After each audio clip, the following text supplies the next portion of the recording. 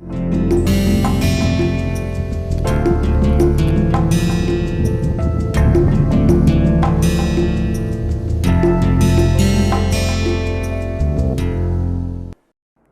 back. So in the previous lecture we discussed about the recurrence interval of any particular river if you take. So if you have a good data which is available, for example here it has been listed for 10 years, and depending on the maximum discharge you can rank it and then you can calculate the recurrence interval of that. But as I told that it is very much important that all other parameters or the factors remains the same, then we will be able to achieve or talk about the recurrence interval. Because for example, if the flooding event which took place in 1951 and the maximum discharge was 1220 cubic feet per second, so for this the precipitation would remain the same, as well as the cross sectional area of the channel remains the same, and there is no man-made interference in the river basin. So those things need to be taken into consideration.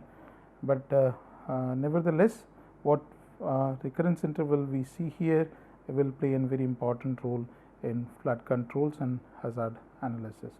So flood controls, mainly if you look at the river channel, is considered to be in flooding state when runoff and water spills over the banks. So this part which we were talking about, that based on the cross sectional area and amount of the precipitation, and the runoff will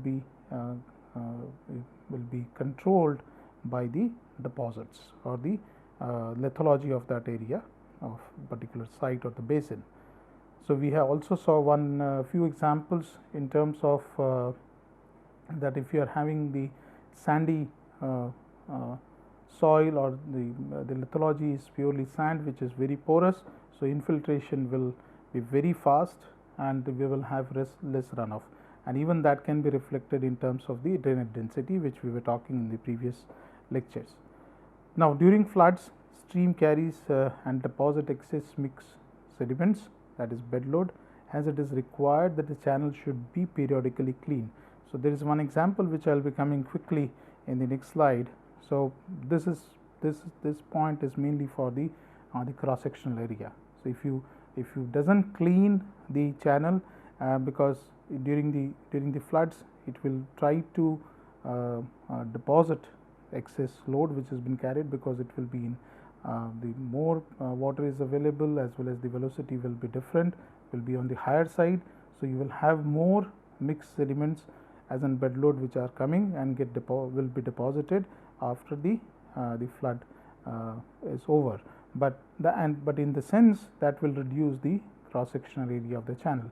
Hence you need to have periodic cleanup of the channel, and this is required so that the river bed level is not raised and the height of the banks are deep enough to provide easy way to the next flood water.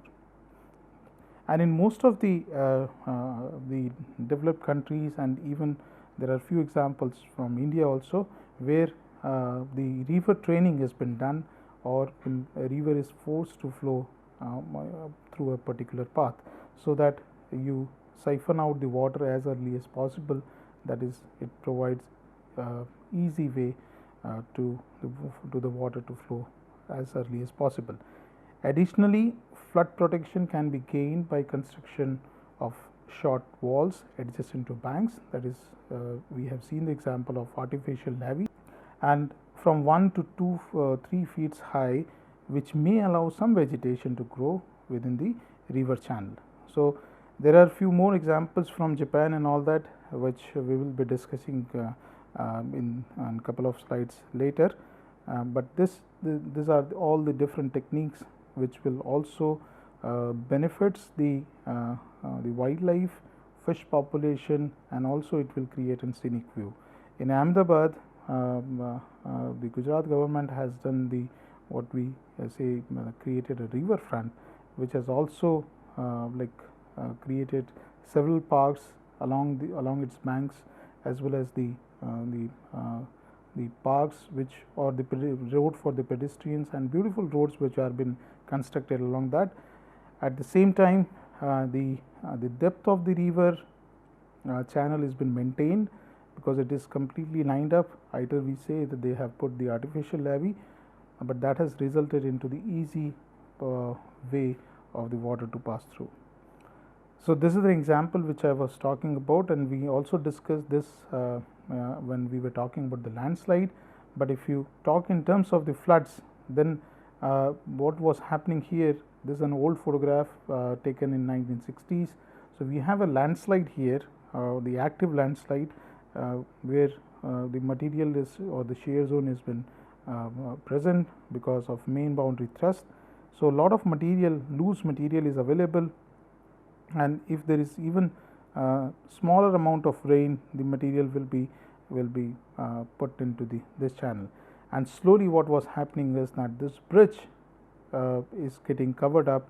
So, the water will definitely spill over on this road, or the connecting bridge connecting two sides of the banks. So, what they do is that periodically they keep dredging and then allow create enough cross sectional area that allow the water to flow down. So, to stop the sediments getting filled up in this part particularly, they constructed and retaining wall, but that did not work, as I discussed in the previous lectures of when we were talking about the landslide. It broke it because of the subsurface erosion within the channel. Now, consequences of floods on the floodplains, this is of course because of our own mistakes we do.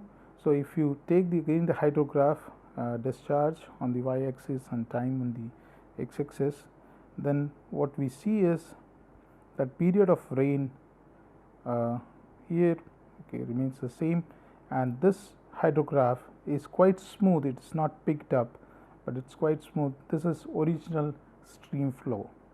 So, if you are not having anything within the stream, or you have not altered the stream, you have not like constructed your houses or these settlements on the way of the stream, then the natural flow was this, that is the hydrograph. So, it will take in time to come up in the flooding state.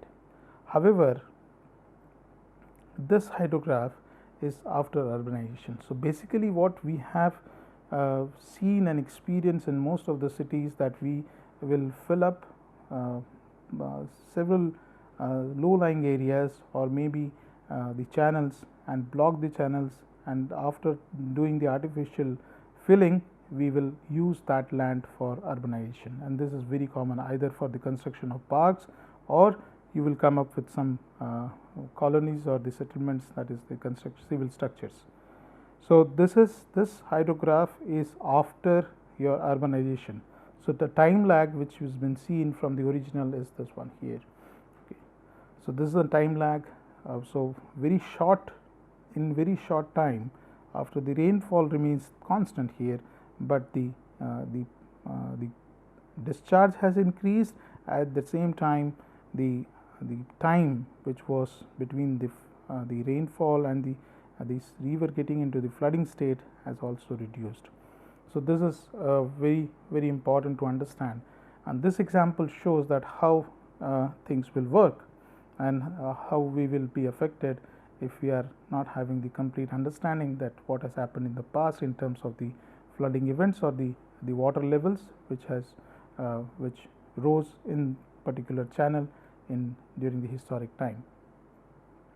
So, let us understand what exactly has been given here. So, you have a natural channel which is here, and then you have and floodplains adjacent to that, which is most common in all the river system. So, height of 25-year flood in unmodified channel. So, it used to come to up to this one. So, this was the peak during the peak flood or the peak discharge. You will have the inundation of its own floodplain. Now, what you have done, you have filled up the area during construction. So, you have taken away this space which used to be, and then you constructed the houses. So, what you are having? You are having buildings built in old 25 years floodplain. So, in this floodplain, this used to be the level where of course, this will be submerged. Now, this will happen, this floods may be in 100 years or 200 years it will be repeated, but ultimately what has been done is that new height has been created, or we induce this by occupying the its floodplain area. So, now the water which used to remain up to this in the peak flood or during the peak discharge, we are having the new height of 25-year floodplain discharge. So, this is what, so more area is getting affected because we have choked up the its own old floodplain area. This is now when you find that okay fine, in urban flooding, if you are able to see this type of things, you try to understand that what we have done in the past. So, you can, what best exercise one can do is that you can examine the old satellite photographs or the satellite data which was been collected before the urbanization, and try to find out that what areas we have, or which are the areas we have occupied in last 25-30 years. So, this is one picture from Ahmedabad city. Of course, we admire and to see the development in Gujarat is amazing, but this flooding state was in urban area, and this was just in half an hour of rain.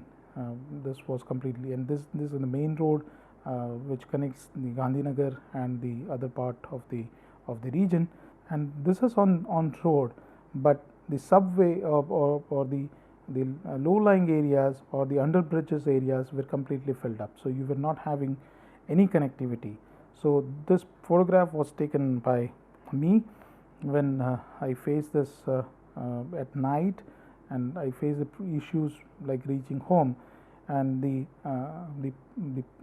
starting point of mine was Gandhinagar, and I used to reach my home by almost like 30 minutes, but it took me on that day almost 4 hours to reach that or cover that distance.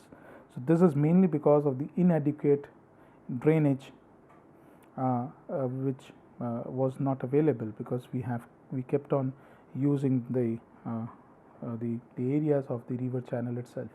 Now, flood hazard zonation and management strategies is very old, but you can, as I told, that you can come up with your own hazard map depending on the areas which are going to be under flooding states. Okay. So, flood hazard zone 1, which we will say active flood zone areas, what one can do is that it prohibits development of business and residential complexes with the floodplain, maintain the area in natural state.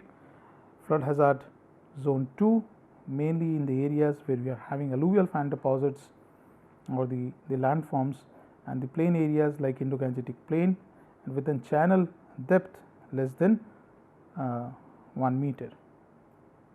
So, the density of construction should be relatively low in such areas. Okay.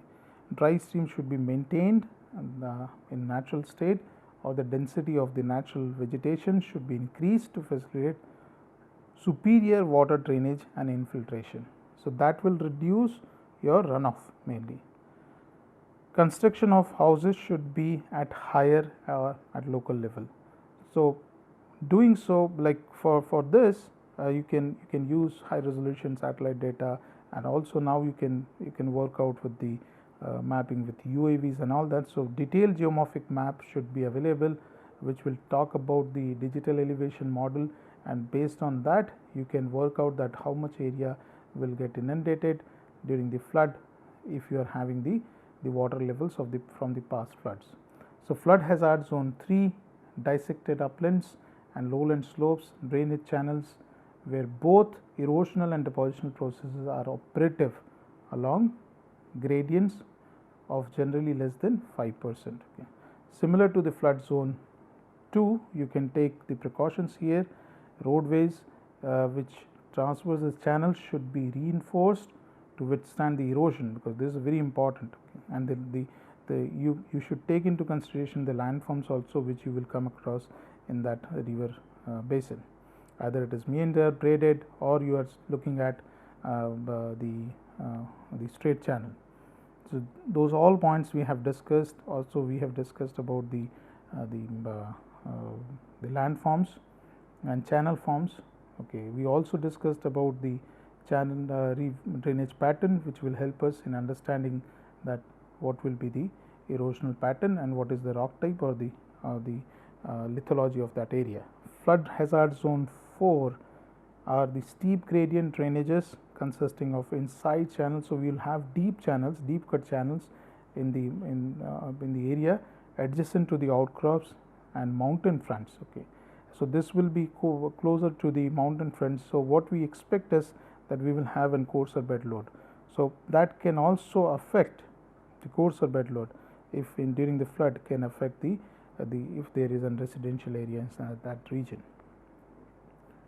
So flood controls, another most common methods for the controls are the construction of dams. You can do in upstream area, so that you can channelize or you can release the water accordingly, and you will allow the water storage also, as well as you protect the areas in the downstream region. This is very commonly done. Now this is again, you can, as we were talking in the couple of slides in the beginning, that the monsoons or the floods are predictable during the monsoon season, because we have this data available every year.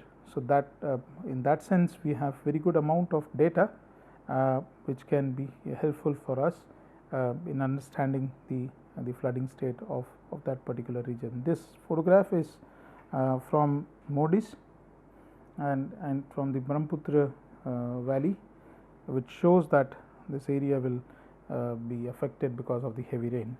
So you can issue the warnings, okay, but you have to take into consideration that which part you are a particular site, either you are in the upstream or the downstream or in the middle part of the basin. Based on that, one can issue the warnings. This is an example for if you are closer to the mountain front, then you can expect in torrential rain or maybe during heavy rain such coarser bed load which is coming down to the slope. So you need to avoid such locations. Similar type of photograph where it has been shown that this house is gone because of the huge boulder tumbling down from the slope. So this example already we have discussed, so I will quickly move, but this is very important again.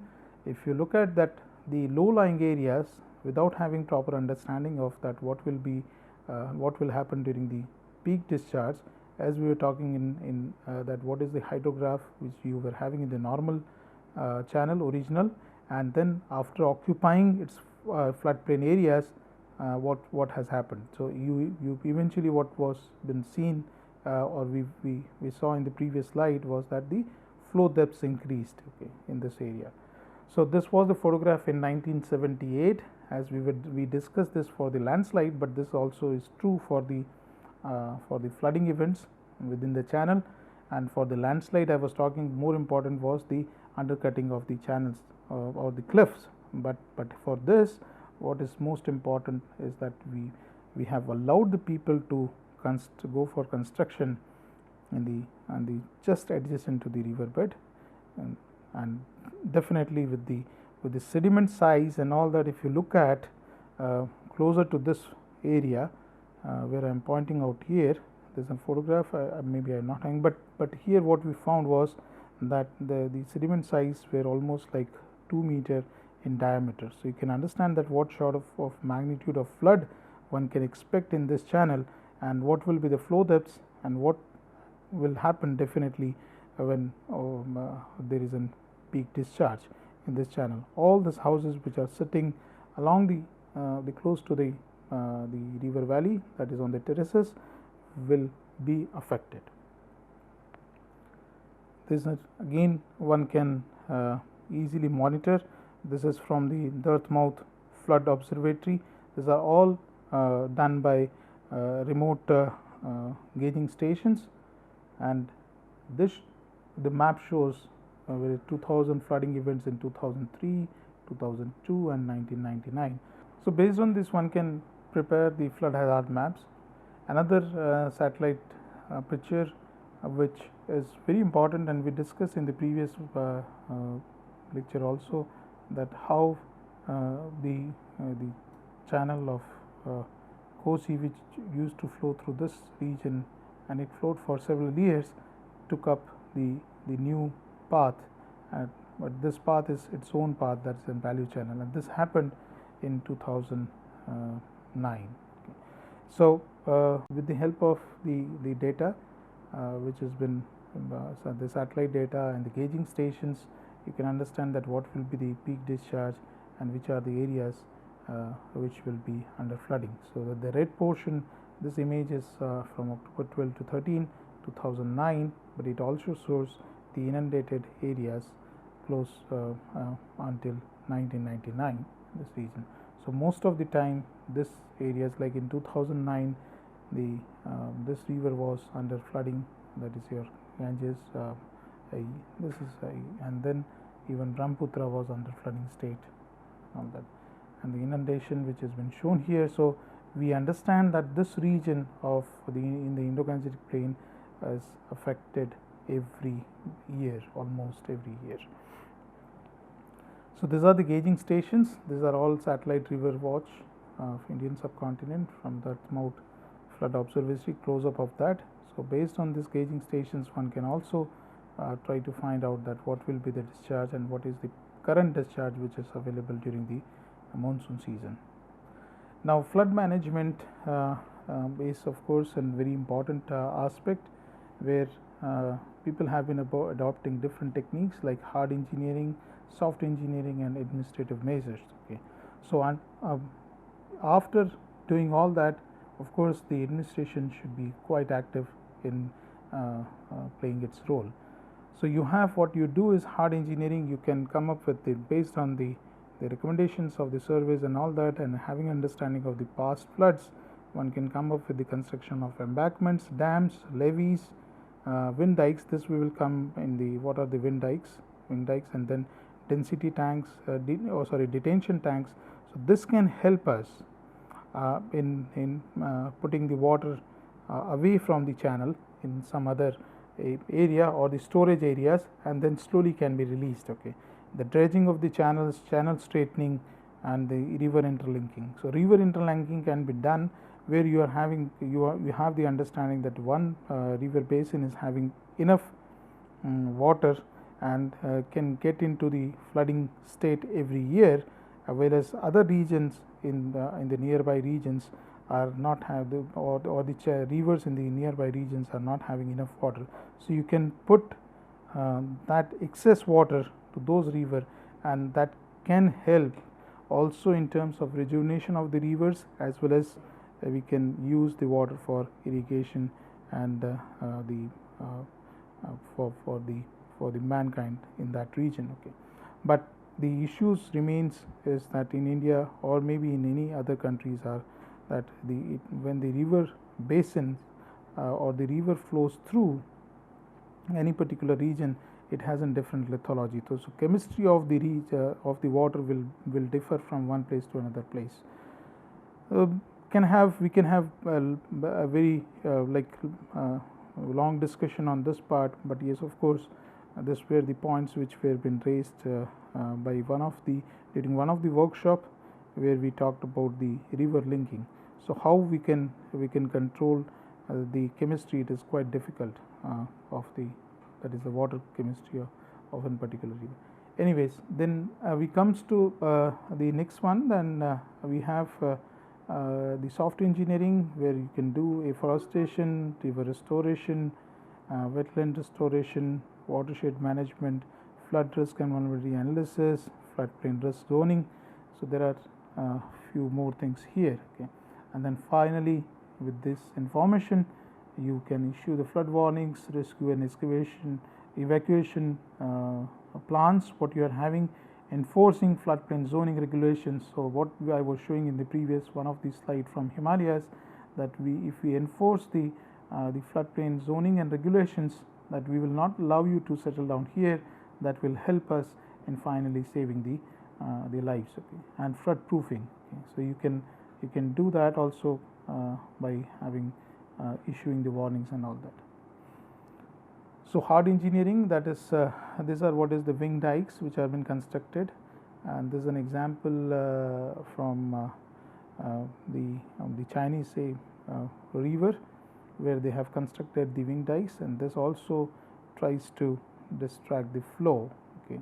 And finally, what you see here, that you can have the fantastic development in this region.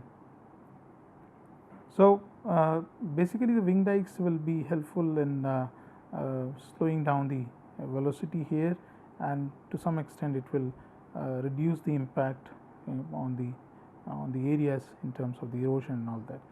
This is one of another very state of art example from Japan, where what they have done is that the pillars which you see here are basically tanks actually. So, it says the KANPUR-NPTEL project, and this is all the underground discharge channels. Okay. So, what they do is basically is they have the underground tanks which are interconnected, and again those tanks are connected to the different channels. So, you have the excess amount of water during the flooding state getting filled up or is been diverted to these tanks, and these tanks will keep filling up. And then finally, what will happen, that if you are having enough water which is available or these tanks are getting filled up, depending on the capacity, if it flows, it has more water, then it will be released to the nearby main channel. So, most of the tributaries are been diverted, or the water has been diverted from the smaller tributaries, which are definitely a part of the major river system here, that is Edo River.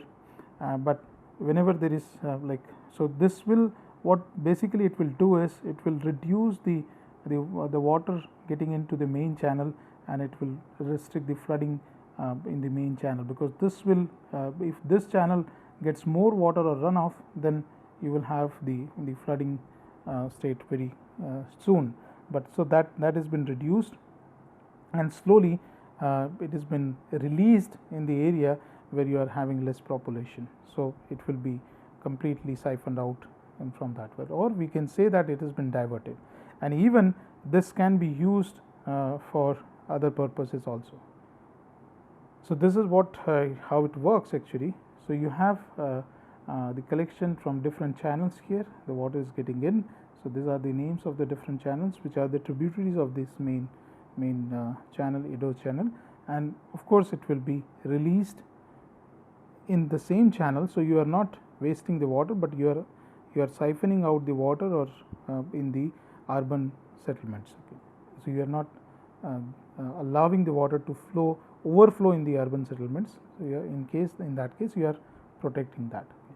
So, this is one example, and the restoration of the banks are most commonly seen in many areas, where with an understanding of the channel form, which will be the erosive side and which will be the depositional side, you can go on for the selection. So, this has been shown as the construction is in the restoration of the banks with the rock blocks, and then you can have a very channelized flows which are available. So, this photograph is before and while doing the construction or restoration of the bank, and this is after that.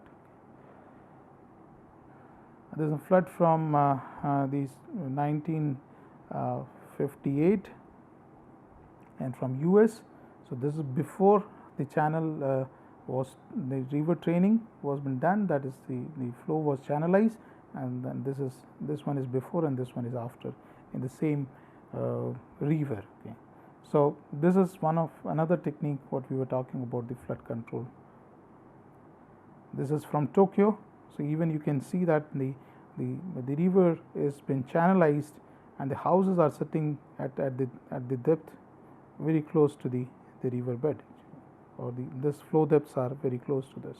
So, these are the examples which are one of the good examples how the channels are been trained, okay, or the river training has been done. This is the photograph from Ganga river close to Kanpur, where mostly in almost all seasons the low lying areas are been submerged. And this photograph is from Ahmedabad, where again the river training was been done, and the area which is known as riverfront was been constructed, as I was talking about that. Now if you see, this is also at the time of the construction which was been done. So, lot of like assuming the parks were been created here, and then you have all like Chowpatty in Bombay. So, this is what it looks like now, okay, same area. So, so you have the pedestrian path here, and then you have the parks on the top here. So, thank you so much, and we will continue with the next topic on tsunamis, and we also plan to give you one project, or maybe we can have one discussion on that tsunami modeling part. Okay. Thank you so much.